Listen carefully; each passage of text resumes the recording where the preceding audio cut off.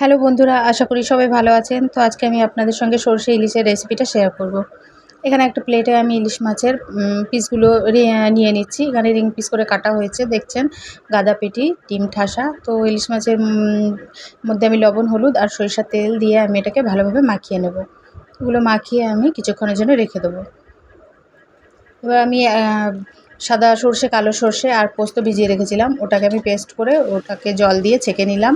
এখানে ধনেপাতা কুচি আছে, কাঁচা লঙ্কা কুচি আছে। এবার একটা প্যানে তেল গরম করে আমি কালো জিরে আর কাঁচা লঙ্কা ফোড়ন দিয়ে নিলাম। দেখে একটু নাড়াচাড়া করার পর এবার আমি 1 চামচ আদা রসুন বাটা দিয়ে দিলাম। আদা রসুন বাটাটাও একটু নাড়াচাড়া করে নিয়ে এবার আমি মাছের পিসগুলো ওর মধ্যে দিয়ে দেবো।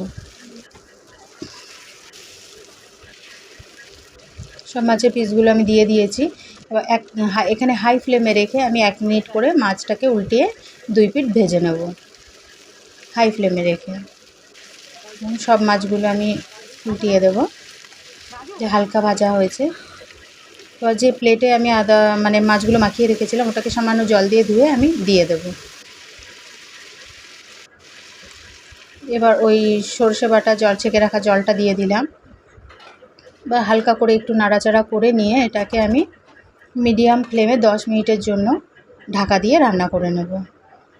ঢাকা খুলে এবার আমি এখানে একটু নাড়াচাড়া করে নিয়ে 1/2 চামচ চিনি আর উপর থেকে কাঁচা লঙ্কা আর ধনেপাতা ছড়িয়ে দেব, দিয়ে হালকা একটু নাড়াচাড়া করে নেব।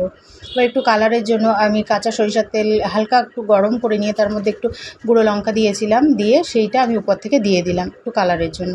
দেখুন আমার সরষে ইলিশ রেডি হয়ে গেছে। আমি একটা প্লেটে তুলে নিচ্ছি। আপনারা দেখেই বুঝতে পারছেন যে এটা কতটা লোভনীয় হয়েছে।